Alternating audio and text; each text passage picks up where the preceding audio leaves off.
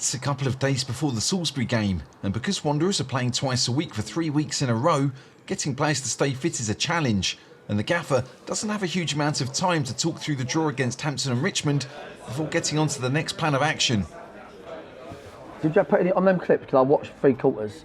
Did you put any on there of Salisbury at the home ground? Yes, against Worthing. Right. They played out, yeah? You can see why these teams that go long are so fit, because they get accustomed to just having to run. Whereas our boys are like, Briggsy said to me after 20, in fact even Josh Taylor said to me, he said to me like, I'm just covering so much ground, because we're not used to that, but like it was the right game plan, because ultimately we could have been 2-3-0 up in that game. Everything was good about it except the last minute goal. Yeah. In other news, Rob Milsom's injury is not as bad as initially thought, and the defender might be back in the next week or two. Getting slightly better or not? What do you reckon, another week? Tuesday. Chance for next Tuesday? That'd be amazing, mate. If we can just, we've got a winnable game Saturday, if we can just win that, then Tuesday would be a tougher one. Josh looks like he's ready to go. Looks like he's ready. That's brilliant. That is fucking brilliant, isn't it? Quite a bit to go through, because we've got the other night and then a bit on Salisbury, yeah?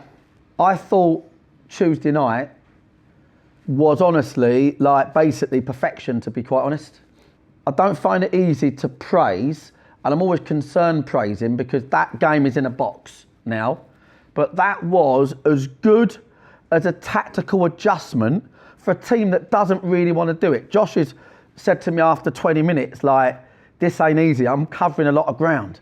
So we have to treat this next game as a, you know, one we're just going to go and win, and we're going to make people chase us. Understand? That's how it works. And if you apply that level of effort, we'll do so. We'll do so. All right? So, Salisbury, 32 points, not in great form. How are they playing? Just an actual 3-5-2, is it? Not a box? Yeah. They're playing the same as us. Yeah? So that's great. We love that. This is them pressing. So they... Was it you doing it, James?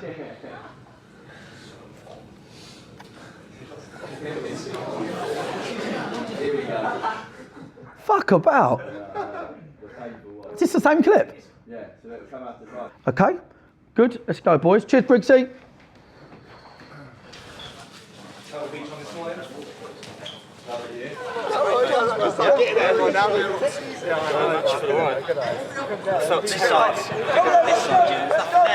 I need to do just some right lats, maybe. Well, there's nothing there, mate. We've got quite a big squad, so we're quite lucky, but it's, I think it's a good thing. We have to manage, obviously, minutes for people, and recoveries are really important. The boys are off to do hot yoga this afternoon as part of their recovery. But it can be testing at times, when it's like you say, especially when you're going Saturday, Tuesday. It's quite difficult getting the boys out on the training pitch as well, because obviously we have to manage them. So yeah, it can be testing, but I think we're in a good place for it. Well, we're kind of just into our second phase of 2 games in a week. Okay, at the minute, a few bumps and bruises, but I think we respond better to 2 games a week. We always have. I don't know why. Maybe that's just something about the training, I'm not sure. But yeah, we always seem to do well 2 games a week, maybe getting more in the rhythm of things. You tend to just have your catalogue and you roll through them, and you just adapt your numbers to what you want to do. And most of the time, players just want to repeat and have this, so they know the session, so they're not overthinking about the session. But it's about your energy, and it's about your enthusiasm when you're coaching. So yeah, sessions don't really change too much, but it's just how you deliver it. Yeah, so we've got some hot yoga down in Horsham. Again, part of the recovery strategy. It's a sponsorship the club has got, so we're just going to make the most of that today. And it's something different. It's a little bit of team bonding, gets them outside of their comfort zone a little bit, but also is a great aid for recovery. And the games that we've played lately, with a Saturday, Tuesday again next week, it's the perfect time to try and get them to do it.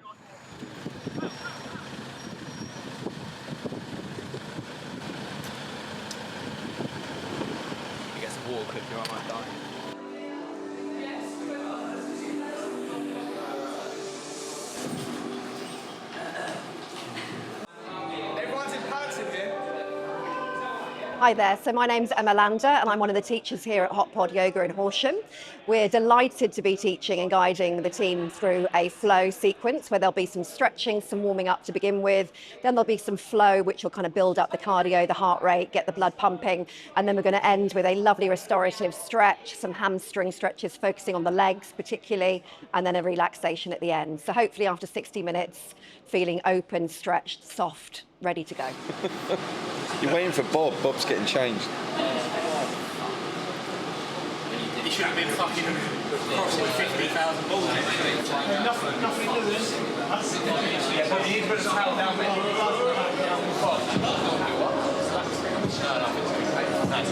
Straight to the other side. Keep that right foot round and extend the left leg all the way up. Point and flex that left foot. Everybody got through it.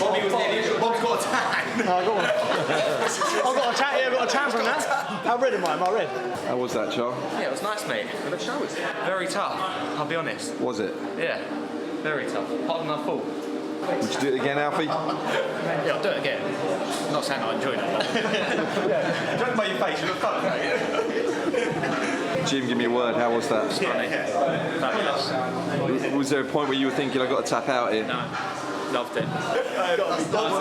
He said he was struggling because he was fair-skinned. He's miles off. He's miles off. He's fair-skinned. He's sunburned. He's sunburned. He's sunburned. Look at his big red boat.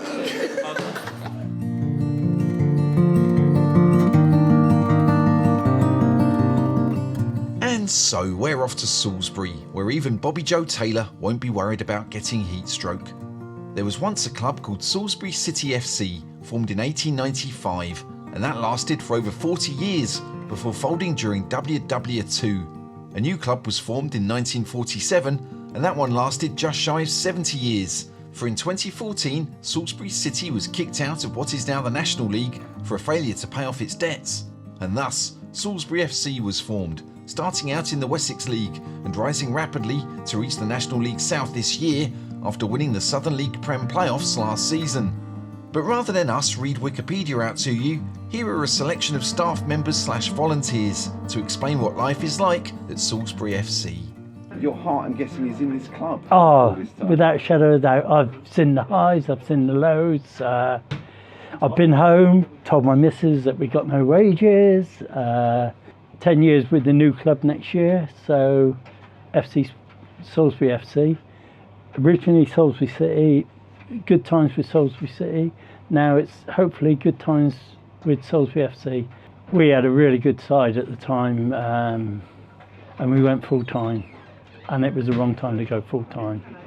The first year we were in the conference, the wage bill was really, really above our means, basically.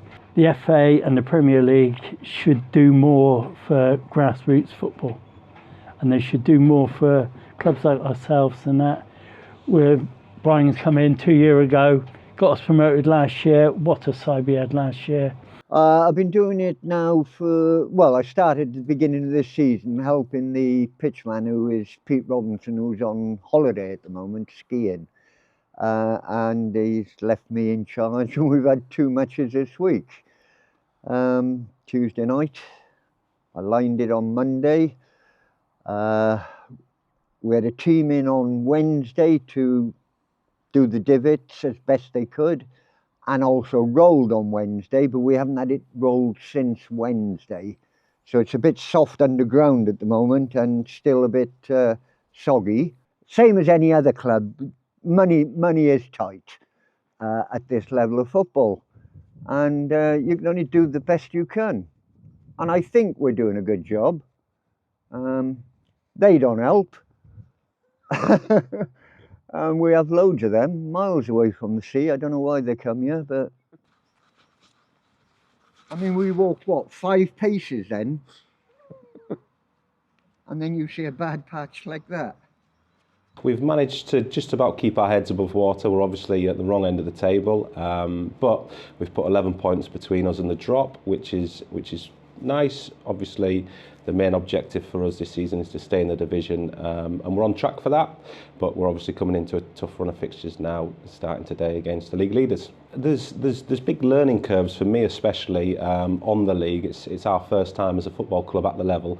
Obviously, the previous football club, when I played for them, they'd played this level and the National League. But for the new club, it's our first time at the level, and it's a real learning curve. I think it's caught me out with the amount of quality football clubs in the division. I think, what have we got, like 10 or 11 hybrids / full-time clubs, and that shows with the table. So we're, as a young group of players as well, you know, we've got a lot of step 4 players, even step 5 players within the squad. They're all learning on the job, and I think we'll be a lot wiser for next season. So if we can stay in the division, learn our lessons this season, hopefully we can have a really positive season next season.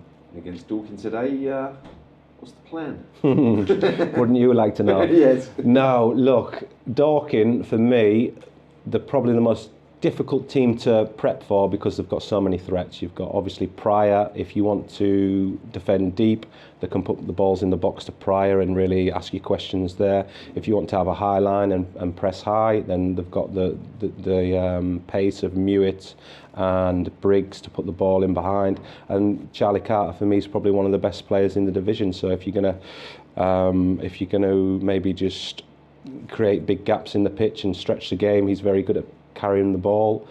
Obviously, when you play Dorking, we get more out of our players because naturally there's a big game feel to it and they want to perform. So we look forward to it. We look forward to picking our wits against one of the best in the division and seeing what we can do. When Dorking met Salisbury at Meadowbank earlier this season, it led to the craziest ending to a match we've yet filmed. Cruising at 2-0 with 5 minutes to go against 10 men, Wanderers needed a 98th minute equaliser to scrape a draw. Since then, the two clubs have enjoyed very different seasons. Salisbury are hovering just above the drop zone, and staying up has always been their goal this year. Dorking, on the other hand, have only recently made it to the summit of the National League South, where Mark is clearly hoping they can remain for the final 15 games. Dorking's performances on the pitch are reflected in the positivity that's flowing around the club right now. The players all seem to be in excellent spirits, and their confidence is particularly notable in their away form, for they have the joint highest success rate on the road. So as the players arrive at the Raymack Stadium, they do so knowing that their destiny is in their own hands, and that they've nothing to fear when playing away from home.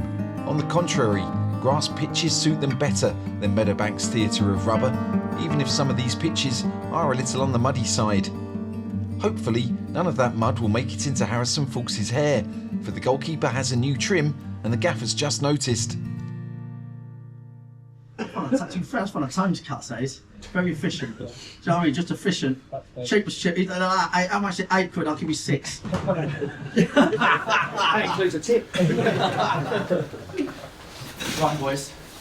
I think the pitch is sort of like Weymouth. Like Weymouth really, but like it's got that sort of fucking chewy as fuck on top, but sort of hard underneath. But the difference being to Weymouth, I think it's a bit bobbly. It's got a slide or it's got a bobble, just manage your passing, think about it, think about what you do when you do it. You're right, Jace, yeah? Yeah. You have been asleep, you've been asleep last night? I could kick last night, yeah. Did you? Well, I've been fucking dug up. I still don't feel great, but yeah, I slept. Reece? I'll get warm. Yeah.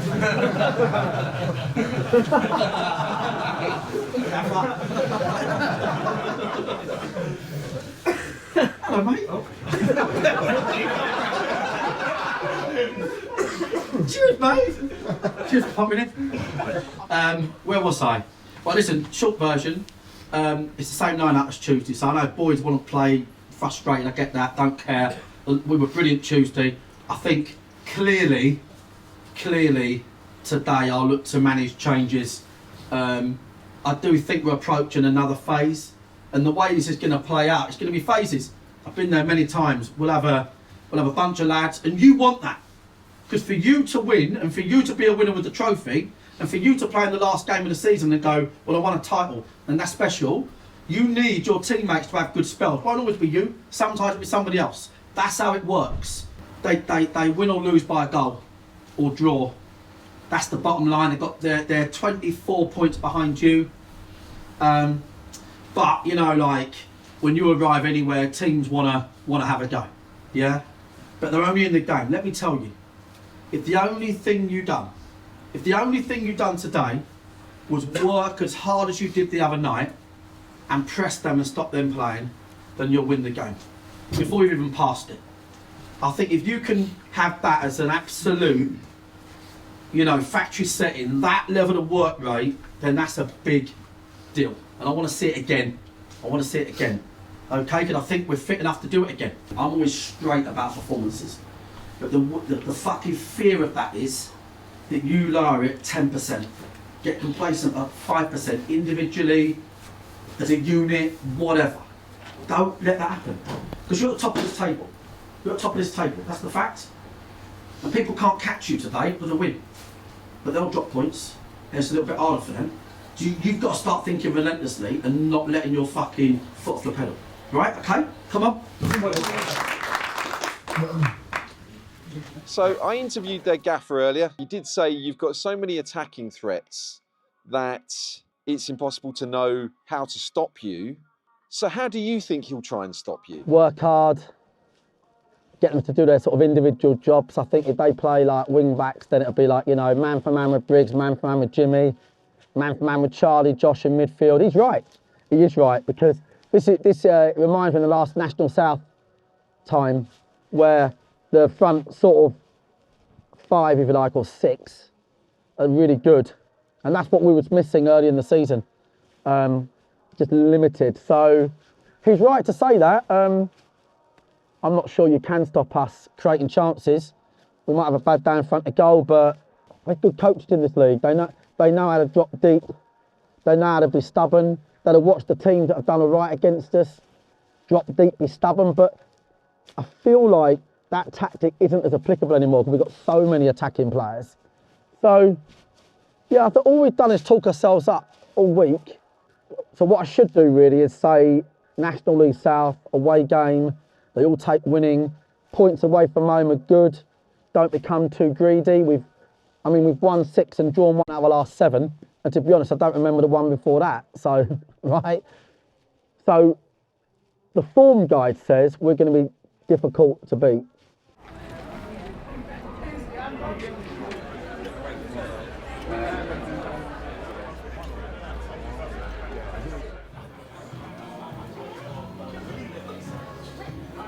A lot of good stuff. I think it's first season in a new league, higher league, so it's sort of just trying to find our feet a bit, getting used to playing sort of, you know, professional sides, more established sides at National League South level. But I think we started off pretty well. I'm pretty happy with how we've gone. I think it's been a hard year for them because they got promoted last year. First year in the National League South I think was always going to be difficult. They've had some injuries which hasn't helped. They're lacking a bit of a goal scorer at the moment, but they're a decent team, and I think they'll stay up this year and hopefully progress for next year. To be honest with you, I'll be settling with a mid-table at least, or even somewhere like 18th, 19th, and then we get a feel for what it's like being in this ground and then being at others, and then hopefully we can be on the higher side soon. I think with the season we've been having, I think the only reason we've been like the way we have is because of we normally just we're just getting a feel for this new league, the new grounds that we've been to, the longer distance travelling. So I think we'll be okay. I think next season will be definitely better. I don't think we go backwards as much as I said here. I'll tell you that now. I think we need to play forward when we can here. Now not the same as Hampton. I'm just talking. You know, if you've got 2 choices, push it forward to the winger, or go back home deep. I think you want to play forward, lads. It's just, you know, the best way to describe this pitch is don't take any risk. Don't take risks on it. Still play your football. Make sure you listen to me as you're getting ready. Still play your football, but just don't take risks. If you can play forward, without question, but not long. Just play forward, okay? Alf patrol, yeah? Yeah? So loads of communication. Don't take risks, but equally play football. Come on, let's go. You know the drill by now. Wanderers are playing a 3-5-2 system and mostly going down the wings, although the team is stacked with attacking options these days. We're less sure on what Salisbury might be doing, however, and Mark is hoping that they're employing the same back three system, which would give both teams an extra man at the back and a bit of time on the ball. And with the pitch being a little bumpy, Mark sees no reason for the Wanderers to have to pass back to Harrison Fawkes in goal. Now he comes, right Good! Good! It's all right, George. No, it's all right, Jordan's doing it. Alf! Don't let him go back! Let's travel, up there. Hit the ball, mate! Mark wants the ball knocked about quickly and not to his keeper. Play! Relax! Start again, Tony, if you need to! Dan, start again! Ball speed, Tony! Jump right. The Wanderers are certainly on pattern here, and Salisbury need to get their press right if they're going to avoid being sliced open. Meanwhile, the coaches are still figuring out the opposition formation. Perez is higher, isn't he? Yeah, I still think it is a box though. No, it is a box. Yeah. He forms the box, do you know what I mean? Mooks! Bricks! 7 has got to be picked. 7 Mooks! Yeah, how the fuck's his name, Rob? Not good. Come on, through it.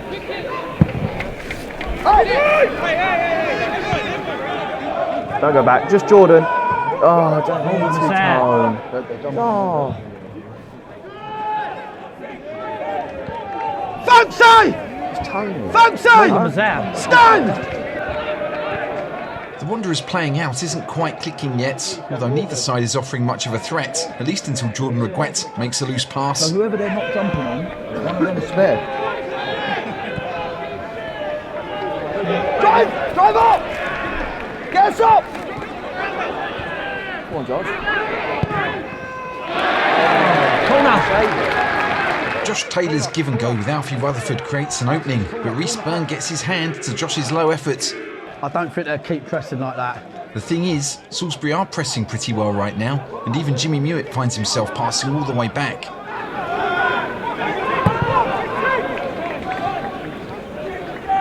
Too slow! Yeah. Good ball, folks. Just stay in that pocket. Stay in there. The Wanderers are looking a little stronger coming forwards. They just need the strikers to click together. Well done, Jimmy. Well done, son. Right back, John. Support him, Charlie. 9-2 ball. Jimmy, you can go.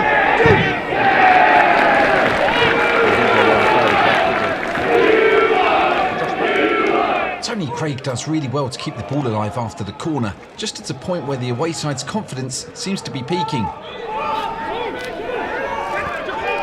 Jimmy, just drop in! Jimmy, drop! Jimmy, just drop in! George, drop in! George! Jimmy! Yeah, he's right.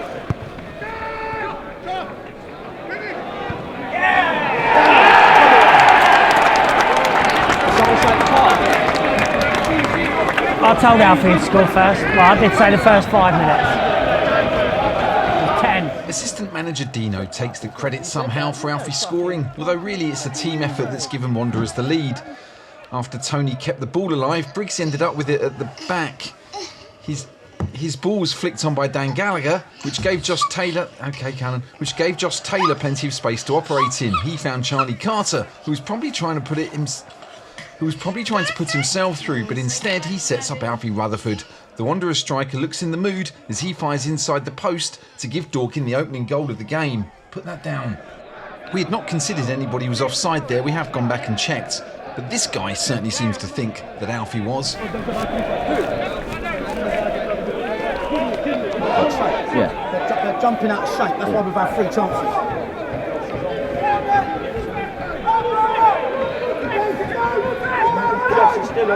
Josh is still on. Josh Taylor!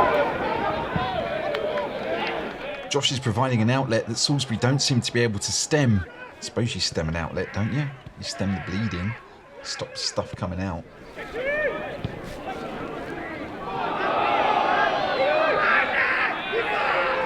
We're a good 20 minutes into the game before Salisbury have an attack that's of any note, and Reguet is the man who looks like he might do something here. Take him on!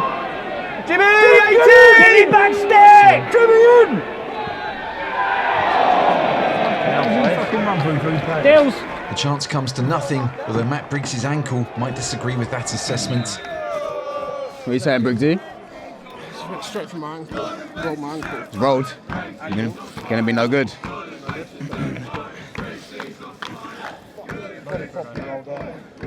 ankle, we're just checking it, might be no good.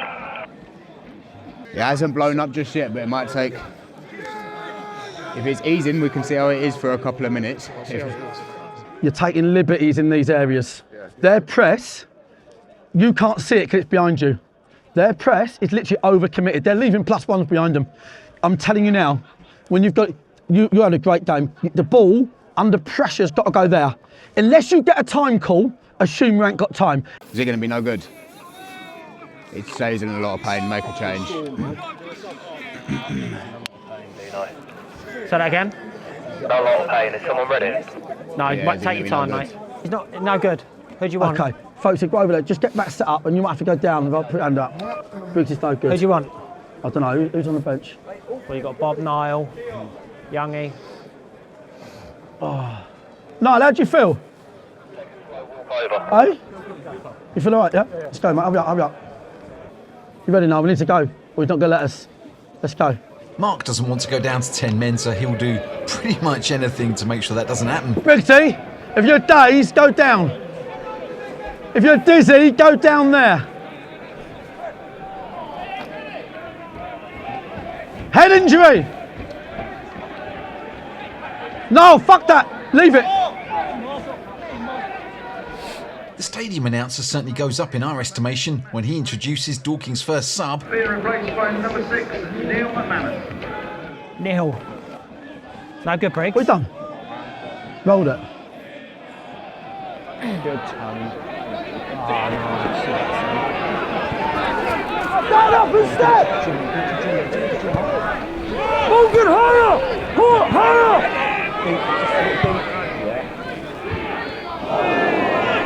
Jimmy's cross clips the bar while John and Dylan, the physios, have to walk past the home fans and hope they don't get noticed.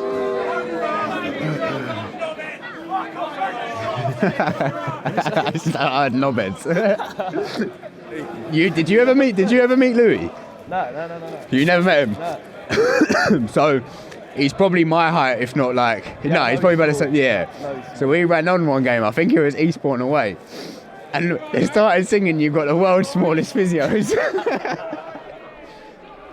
The rain's been dribbling down all afternoon, so the pitch is zippy. Also, it's just not that sort of game, and also he's not that sort of player. So when you combine those three things, Josh Taylor can plead total innocence right now.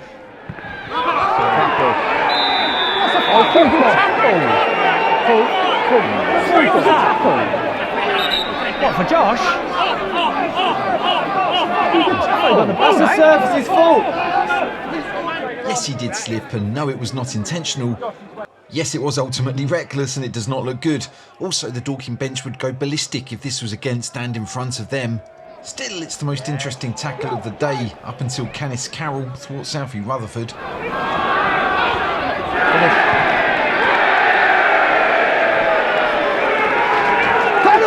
Hell of a tackle, by the way. Got to hand it to him, that was brilliant. We're far less impressed with Cedo John Barty falling over, as is the Dorking bench. Take! Next one! Good! No! Well done! Campbell! No way! It's not a foul, man.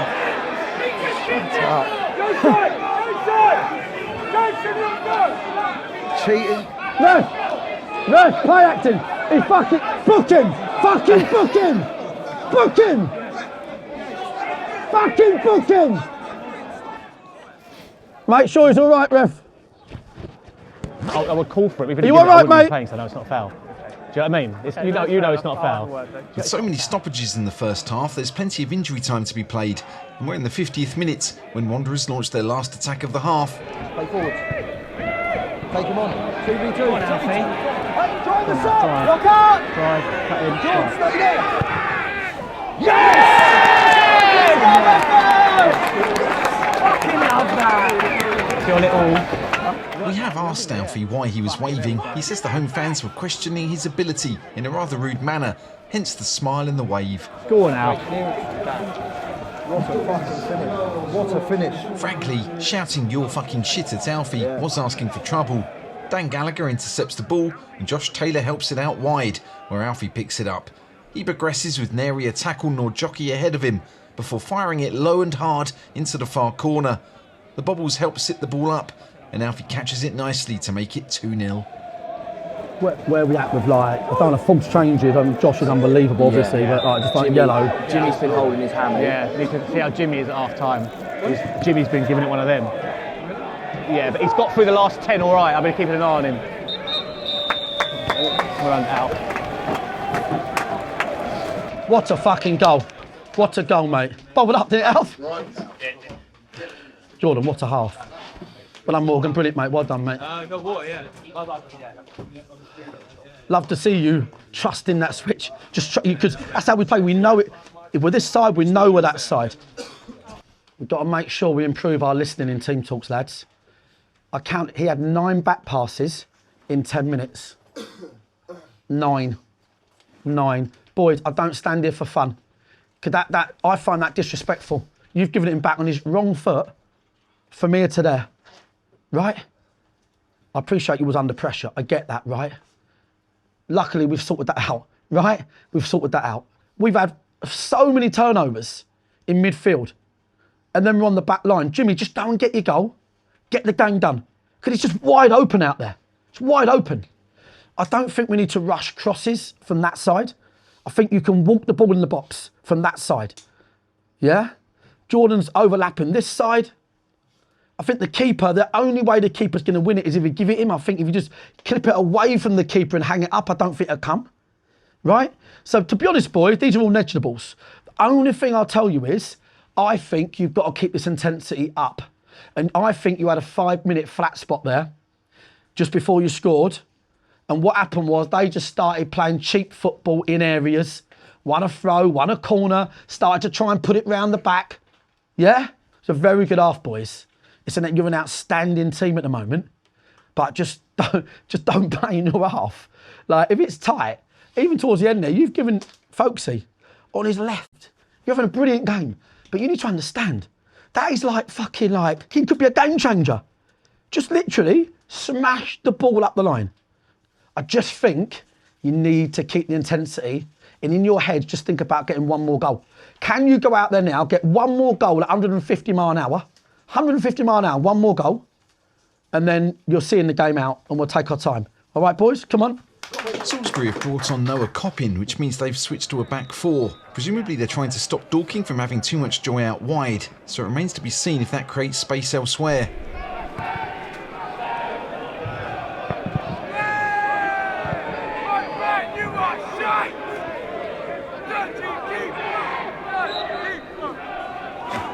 Jimmy, full press. It's a full press game now, so the Wanderers have to go forwards at all times. It looked like they had 2 holders at the beginning. Sub Coppin is keen to make an immediate impact from the left side.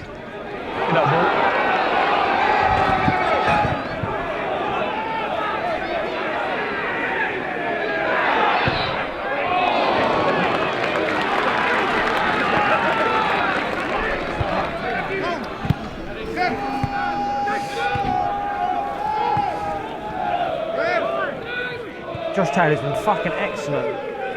Dino's right, Josh has been brilliant, but he's about to be outshone by Neil McManus. Do you want a bet? Dan!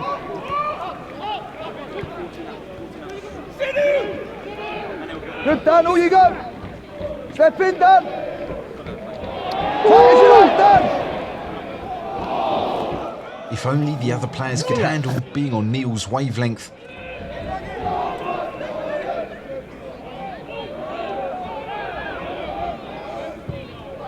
Fucking no, skinning people up. What's that all about? We've not seen a right-footed left winger as good as this since John Robinson retired.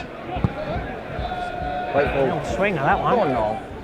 Beat him, go on, inside. Look out, Josh! Stay there, Josh! Back off. Ah, good Dan.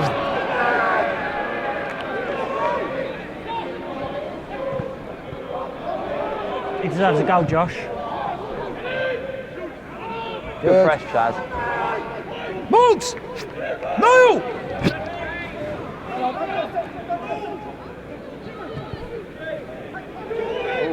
Dan.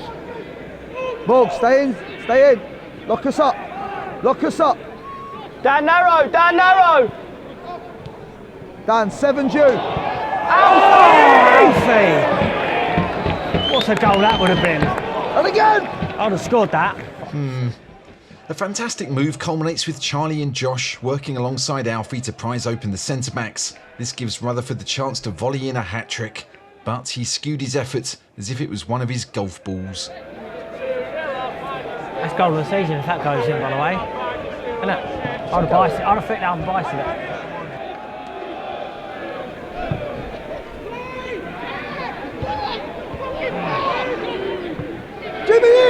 Jimmy in! Jordan, hold!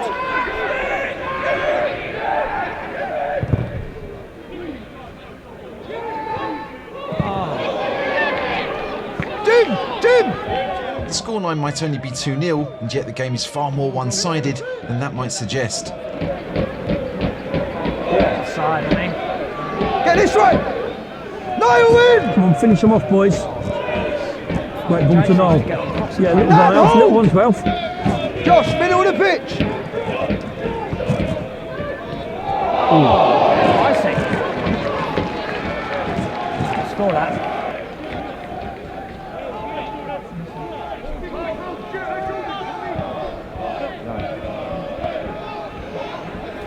Yes! Dink. Oh, mate. Reece Burns saves from Charlie as Salisbury cling on. Although that's not to say that they don't venture forwards.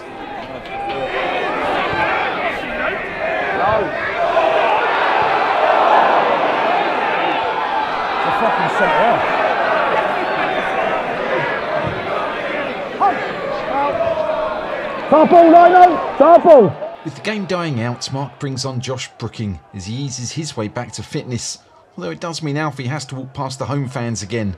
He tells us they were chanting, "Where's your hairline gone?" And we suspect he probably didn't have an answer.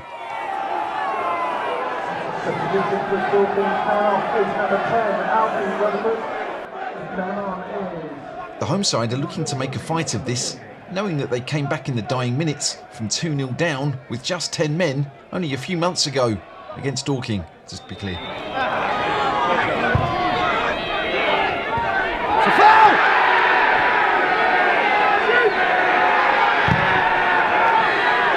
Come on, Morgan! Come on, Morgan! Back stick!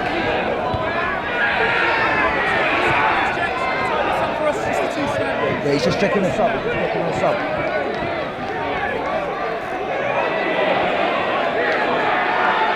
Good, Josh! Brilliant, Josh! We're in the 88th minute and Salisbury are about to get their very first clear-cut chance of the match as Phippen finds space down the middle. What a save! Yeah. Harrison Fulks had no issues saving it. He was far too nervy for fucking a game. Yeah, for a game that should be fucking... Should be fucking 5-0 and done.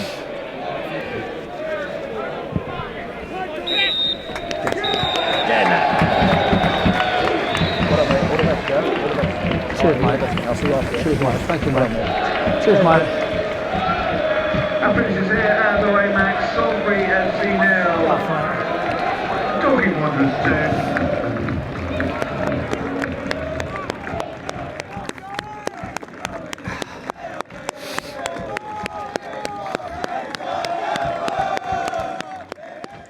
Thanks for watching Bunch of Amateurs. This was a remarkably long episode, so you probably switched off by now. If you want to see even more, this episode's about 70 minutes long on BOA+. So go to bunchofamateurs.com to find out more about how to join.